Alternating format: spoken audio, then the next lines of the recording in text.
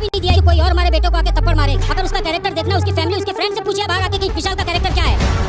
ने कंफर्म किया, उसके बाद ये सारी चीजें अरमान जी, मुझे तो आपसे कुछ बात नहीं करनी भैया। हाँ जी, तो राम राम जी, स्वागत है आप सभी का एक और नई वीडियो में। मैं आपका दिनेश बोरी बहुत बहुत स्वागत करता हूँ बिग बॉस की एक और नई वीडियो में। वीकेंड के वार के दूसरे दिन के बारे में बात करेंगे भैया। सबसे पहले तो बात कर लेते इविक्शन की। इविक्ट हो चुकी है चंद्रिका जी। चंद्रिका जी अपने घर चली गई है। दीदी ने इतनी मेहनत करी, वड़ा पाव बनाया, ठेले पे लड़ाई करी, इतनी कंट्रोवर्सियां करी, लोगों से झगड़ा करा, तांडव करा, बहुत कुछ करा। बिग बॉस में आई, अंदर आके बिल्कुल ही बदल गई, कुछ नहीं किया, दूसरों के मुद्दों में घुसना, चुपचाप रहना। दीदी की क्लास भी लगी कल और आज दीदी बाहर चली गई। हालांकि जो जो नॉमिनेटेड थे, विशाल, कटारिया, शिवानी, अरमान और चंद्रिका, उनमें से चंद्रिका को पहले से पता था कि भैया अपना नंबर आ गया जाने का। वो पहले से तैयार थी अपनी कि भैया अपना नंबर आ गया, अपने को अपना ठेला संभालना जाके, सॉरी ठेला नहीं, दुकान संभालनी है जाके। दुकान खोल ली ना भैया। अब लाइन लगेगी दुकान पे सेल्फी के लिए। वड़ा पाव 50 की जगह 60 का हो जाए। एक साइड लाइन लगेगी, 100 रुपए दोगे तो सेल्फी मिलेगी वड़ा पाव के साथ, 40 रुपए एक्स्ट्रा सेल्फी के। एक साइड वीडियो बनानी है तो 1200 रुपए लगेंगे, 1500 रुपए लगेंगे। कमाई का सोर्स खुल गया भैया। उसके अलावा भैया वाइल्ड कार्ड एंट्री हुई है अदनान शेख, टीम 07 के बंदे की, जिसकी राइवलरी पहले से ही चल रही है एल्विस आर्मी के साथ, एल्विस यादव कटारिया के साथ। बिग बॉस क्या चाहते हो आप? नहीं, क्या चाहते हो? एक कटारिया, उसको दबाने के लिए कितने लोगों को, कितने दुश्मनों को बुलाओगे? अरमान को पहले से बुला ही रखा है। उधर रणवीर भाई बनी गए हैं, सना सुल्तान बनी गई है, साई केतन बनी गया है, वो पहले से चिढ़ ही रहे हैं, फिर भी कटारिया दब नहीं रहा है। तो आपने अदनान शेख को बुलाया। भाई साहब, अब मुझे तो खुद को शर्म आ रही है कि 4 साल पहले प्यारी प्यारी 2 आंखियां और वो कर लेते ना तो बिग बॉस में चले जाते। मतलब अब मीठे मीठे लोग भी बिग बॉस में आएंगे भैया। यहाँ 24 घंटे कैमरे चलते हैं, वो 10-10 सेकंड 15-15 सेकंड की वीडियो बना सकते हैं। कैसे काम चलेगा उनका? और स्टेज पे ही घबरा रहा है, पहले ही बिना बात के थैंक यू बोल रहा है। अनिल कपूर जी कह रहे हैं भैया क्या सीधा खड़ा हो जा, काहे को इधर उधर भग रहा है, ऐसे ऐसे सवाल पूछे, ये तो मुझे एल्विस का मैनेजर लगता है। तो भैया तू भी फैजू के पीछे पीछे घूमता है, हम भी तेरे को उसका मैनेजर ही मान लें या सिक्योरिटी गार्ड होगा और क्या। ये पंचर वालों को बिग बॉस में ले आए।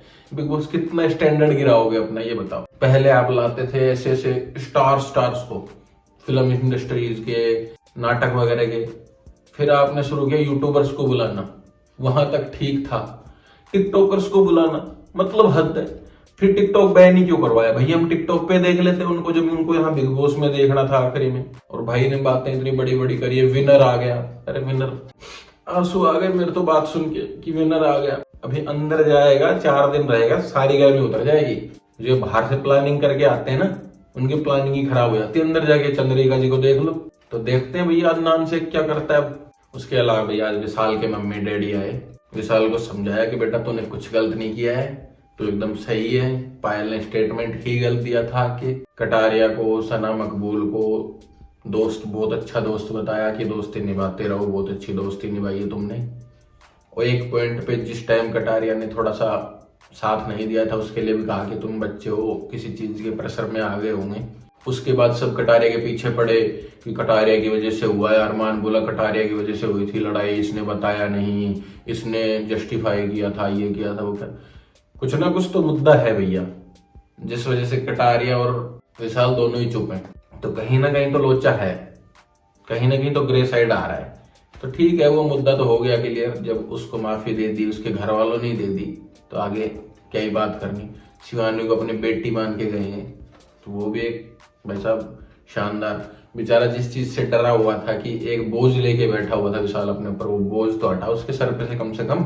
और एक रणवीर भाई मिमिक्री तगड़ी करते हैं यार सबकी, तगड़ा आदमी है यार ये रणवीर सूर्य भाई साहब, शानदार आदमी। उसके अलावा एक टास्क करवाया गया कि भाई कौन आगे जाने के लायक है, कौन बाहर जाने के लायक है, जिसका यहीं तक का सफर होना चाहिए, कौन डिजर्व करता है, कौन नहीं करता। तो सबसे पहले रणवीर भाई को बुलाया गया। रणवीर भाई ने अरमान को बुलाया कि अरमान डिजर्व करता है आगे जाना। बिल्कुल करता है भैया, अरमान पे कोई शक नहीं है मुझे, डिजर्व करता है। कटारिया डिजर्व नहीं करता है, वो हंसी मजाक करता रहता है, बस फालतू की बातें करता है। रणवीर भाई आपको समझ नहीं आ रही है वो चीज तो अलग बात है, बाकी डिजर्व तो बंदा बहुत करता है।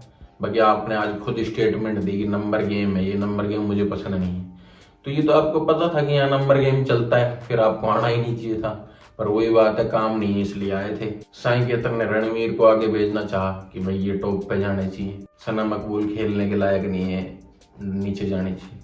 तो भैया वो बंदी बहुत अच्छा खेल रही है, उस बंदी पे इतने आरोप लगा रहे हैं, सब कुछ कर रहे हैं, उसको दबा रहे हैं, मेकर्स भी दबाने की कोशिश कर रहे हैं, अंदर वाले भी दबाने की कोशिश कर रहे हैं, फिर भी वो बंदी चिल। लोगों को चिड़ी है कि वो उस ग्रुप में क्यों बैठ रही है। लोगों को बाहर वालों को पसंद आ रहा है ना, अंदर वालों से तो कोई फर्क ही नहीं पड़ता। सना सुल्तान का नंबर आया, वो बोलते हैं कि साईं केतन आगे जाना चाहिए और लव कटारिया डिजर्व नहीं करता, वो फनी नहीं है, वो इमोशन को नहीं समझता। फनी नहीं है वो तो आपने बाद में खुद ही बोला कि फनी स्टेटमेंट दिया है, तो फनी तो वो है, आपको भी लगता है, आपको खुद को ही नहीं पता कि क्या कहना है क्या नहीं कहना। वो फनी नहीं है तो फिर आप फनी हो, आला आला करके रह जाती हो बस। वो कम से कम बाहर वालों को हंसा रहा है, अंदर वालों को भी हंसा रहा है, हंसते तो तुम सब भी हो। पर ठीक है, उनको दोस्ती भी तो निभानी है। साईं की और सना सुल्तान की स्टार्टिंग से दोस्ती है भैया। फिर अरमान जी को बुलाया, अरमान जी ने रणवीर जी को आगे भेजना चाहा कि ये ट्रॉफी जीत जाए तो अच्छा है, मैं कभी कभी कुछ कई चीजें बोलना चाहता हूँ पर ये बड़े हैं, इनके लिहाज में मैं चुप रह जाता हूँ, ये मुझे चुप करा देते हैं। तो भैया वो बंदा कितना तगड़ा गेम खेल रहा है, देखो उसको पता है जो मैंने हाथ उठाया, जो मैंने हरकतें कर दी, जो मेरी नीच हरकतें हैं, उसकी वजह से मैं तो जीतना नहीं, तो कम से कम रणवीर भाई की नजरों में सही तो रहूं, उनको लिए तो बोलता रहूं कि आप ट्रॉफी जीतने चाहिए, आप आगे जाने चाहिए, आप डिजर्व करते हैं। तो बंदा माइंड गेम खेलता है, माइंड बहुत तगड़ा है उसका गेम खेलने के चक्कर में।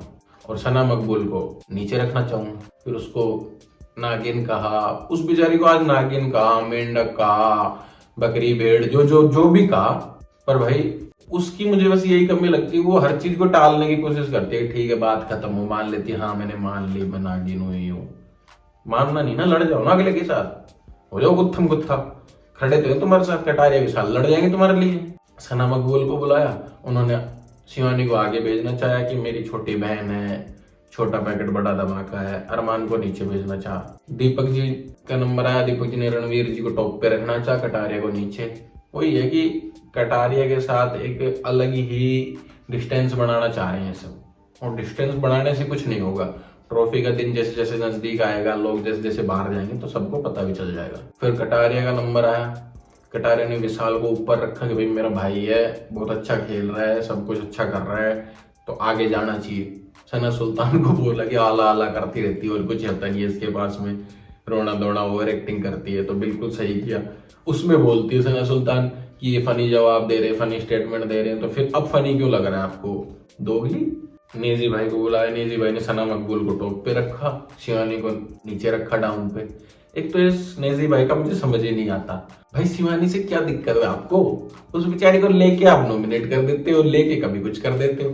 वो बेचारी परेशान कि मैं इतने अच्छे से बात कर रही हूँ उससे, और वो पूरे घर में सबसे अच्छे से बात भी उसी से करती है, बाकी तो सब कुछ छेड़ती है। फिर भी निजी भाई का समझ नहीं आ रहा मामला। भाई निजी एक ऐसा बंदा है पूरे घर में जो किसी से भी नॉमिनेट होने के चांस नहीं रहते उसके, वो उस ग्रुप में भी अच्छा है, वो उस ग्रुप में भी अच्छा है, उसका ये इधर चला मैं उधर चला, जाने कहां मैं किधर चला, दोनों साइड ही चला वो। आज साईं केतन ने कहा भी ये चीज कि भाई साहब वो बंदा नॉमिनेट ही नहीं होता है, वो दोनों साइड बना के रखता है, दोनों साइड बैठता है। तो बात तो सही है भैया, गेम तो वो भी एकदम साफ सुथरा सा खेल रहा है कि आगे बढ़ते जाओ, इधर भी रहो उधर भी रहो, दोनों साइड रहो। फिर आया कृतिका भाभी का नंबर, उन्होंने अरमान को ऊपर रखा, मेरे हीरो, गेम के हीरो, सबके हीरो, सरपंच जी। सना मकबूल को नीचे रखा कि बरसाती मेंढक है, ये वो। मैडम टाइम से पता चलेगा, आओ कभी दोनों हस्बैंड वाइफ एक साथ नॉमिनेशन में, तो आपका पत्ता कटता है कि अरमान जी कटता है वो पता चलेगा उस दिन।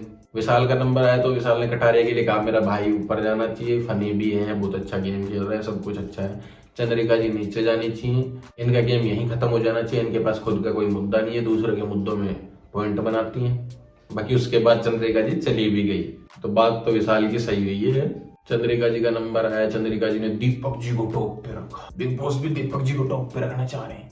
मैं कहती हूँ कि दीपक जी बहुत समझदारी, दीपक जी को आगे जाना चाहिए, मैं मानती हूँ।